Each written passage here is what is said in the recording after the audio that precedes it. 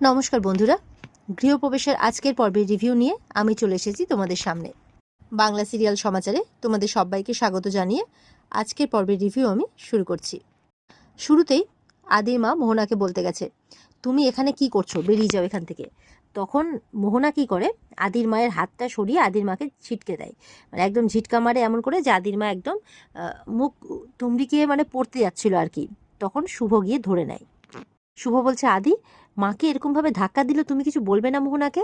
আদি বলছে, মারি বা ওর কাছে যাওয়ার কি দরকার ছিল, ওকে বের করার মানে বের করে দেবে এই কথাটা বলার কি দরকার ছিল? আদির কথা শুনে কিন্তু সবাই অবাক হয়।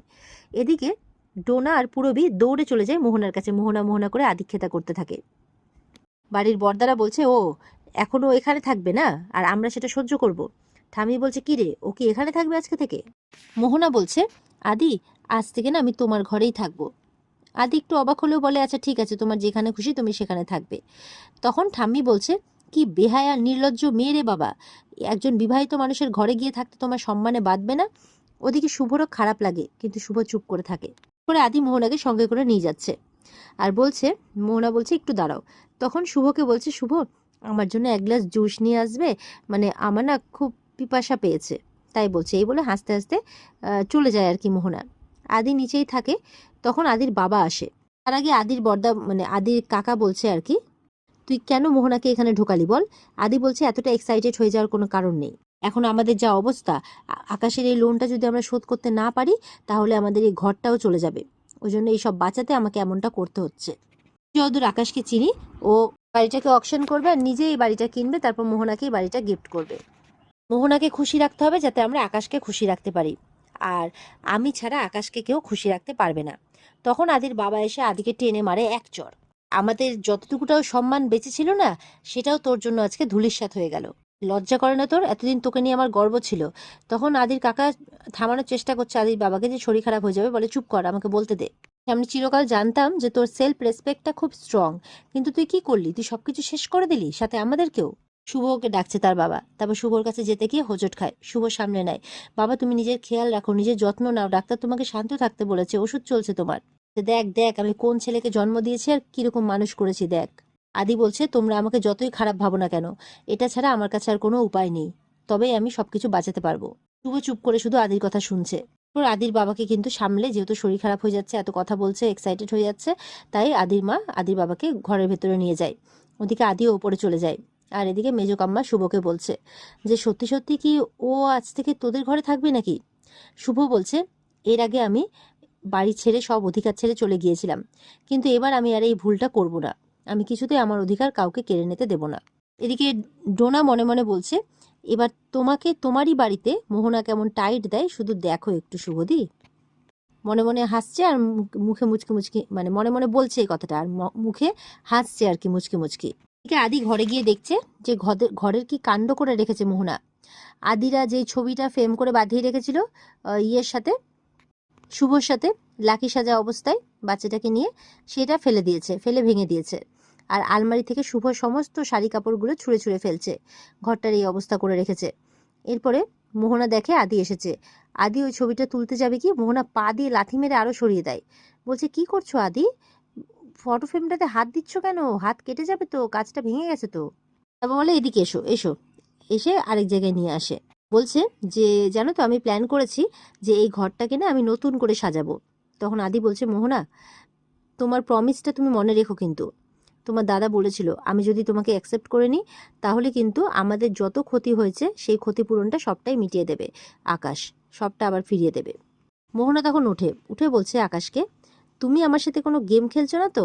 এর আগেও তো ভালো সাজার অ্যাক্টিং করেছিলে আমার সাথে, আর শুভর সাথে মিলে চাল খেলছিলে, আমার এগেনস্টে গেছিলে, আমি তোমাকে কি করে বিশ্বাস করব? মোহনা বলছে, তাহলে তুমি কি আমাকে সত্যিই ভালোবাসবে? বলে, হ্যাঁ বাসবো। বলছে, আর শুভলক্ষ্মী তাহলে তোমার জীবনে কোনো ম্যাটার করে না? বলে, না, শুভলক্ষ্মী আমার জীবনে কোনো ম্যাটার করে না। শুভলক্ষ্মী কিন্তু ততক্ষণে জুস নিয়ে চলে এসেছে, আর মোহনা কিন্তু ইচ্ছে করে এই কথাগুলো বলছে, শুভলক্ষ্মীকে দেখে ফেলেছে তো, শুনিয়ে শুনিয়ে বলছে, আর আদিকে জড়িয়ে ধরছে। শুভলক্ষ্মীর দেখে খারাপ লাগে, শুভলক্ষ্মী মাথা নিচু করে দাঁড়িয়ে থাকে। তখন বলছে, এই যে শুভলক্ষ্মী যে। আদি তখন ঘুরে দেখে শুভলক্ষ্মী এসেছে। তখন বলছে, আমি জানতাম তুমি আসবে।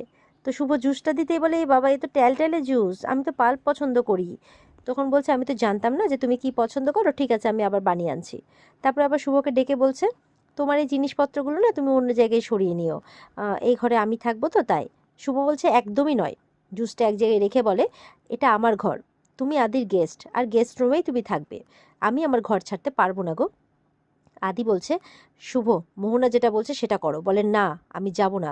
বলে এটা আমার ঘর, আমার থাকার অধিকার আছে। শুভ বলছে এটা তোমার যতটা ঘর ততটা আমারও ঘর, সুতরাং আমি এই ঘর কিছুতেই ছাড়বো না। এরপরে আদি কি করে, মোহনাকে বলছে মোহনা তুমি তোমার জিনিসগুলোকে করো, আনপ্যাক করো, আমি ওকে বুঝিয়ে বলছি।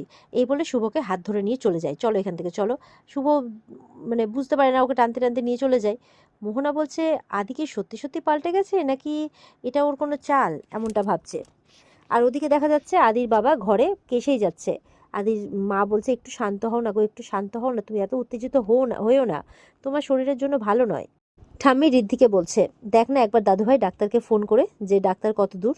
ঋদ্ধি তাই ফোন করতে চলে যায়। আদির বাবা বলছে কি এমন পাপ করেছিলাম বলো তো, যে এরকম ছেলের জন্ম দিলাম, আমাদের ছেলেটা আমাদের সব দিক থেকে শেষ করে দিল।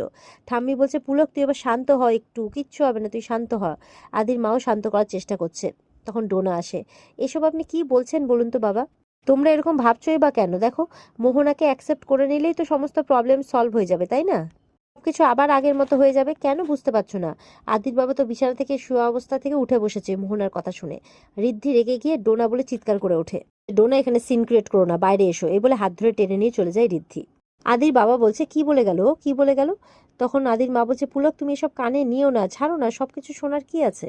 আদির বাবা বলছে এইসব দিন দেখানোর আগে আমি মরে গেলাম না কেন? তখন আদির মা চিন্তায় পড়ে গেছে। তার দেওরকে বলছে দেখ না কি সব বলে যাচ্ছে তোর দাদা, কি করি বলতো, আদিকেও তো ডাকার উপায় নেই, ও তো সময়ই নেই ওর কাছে। আদিকে ডাকলে দাদা উত্তেজিত হয়ে যেতে পারে। শুভ কোথায়, শুভকে ডাকলেই তো হয়। এদিকে ডক্টর চলে আসে আর এসে আদির বাবার ট্রিটমেন্ট করতে থাকে। এদিকে আদি শুভকে একটা জায়গায় নিয়ে আসে। শুভ বলছে এইসব তুমি কি করছো আদি, তুমি এই সিচুয়েশনটাকে তো আমরা সবাই মিলে হ্যান্ডেল করছিলাম, কিন্তু তুমি এরকম একটা পথ বেছে নিলে, ওদের কাছে গিয়ে তুমি নিজেকে বিকিয়ে দিলে আদি। আদি বলছে আর কি করতাম, মুখে বড় বড় কথা তো খুব বলতে পারো, কিন্তু কাজের কিছু করতে পারো পারো তুমি? তুমি দেখতে পাচ্ছ আমাদের সিচুয়েশনটা কি, এখন একমাত্র মোহনাই একটা রাস্তা যাকে আমাকে আঁকড়ে ধরে চলতে হবে, না হলে আমি এই ব্যবসায় এগুলো কোনো কিছু আমি সামলাতে পারবো না, মানে বাঁচাতে পারবো না। তখন শুভ বলছে তাহলে আমার কি হবে, আর ও কোন পরিচয়ে থাকবে এই বাড়িতে? তখন বলছে যেই পরিচয়ে থাকতে চায় আমার পার্টনার সেই পরিচয়ে থাকবে।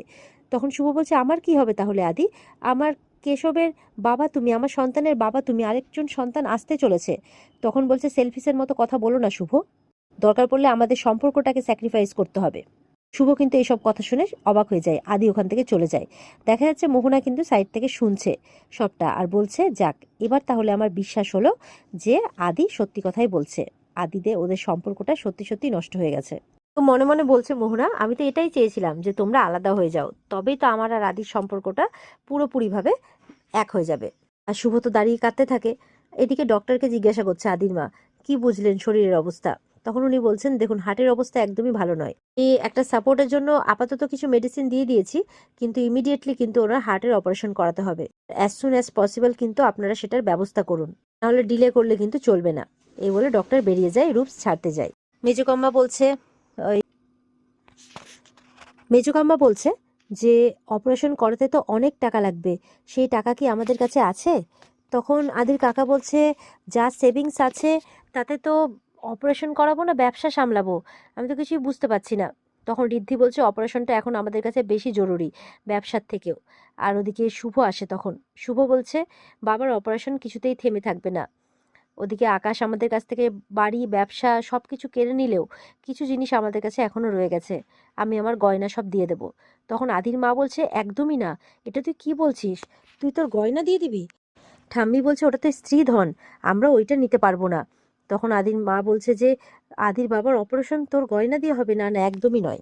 আদির ঠাম্মি বলছে সত্যি মানে আমি ভাবতেও পারছি না আমাদেরকে এই দিনও দেখতে হবে। শুভ বলছে আমি বাবার জন্য এইটুকু করতে পারবো না, বাবা আমাকে নিজের মেয়ে বলেছেন, তো আমি মেয়ে হয়ে বাবার জন্য এইটুকু করতে পারবো না?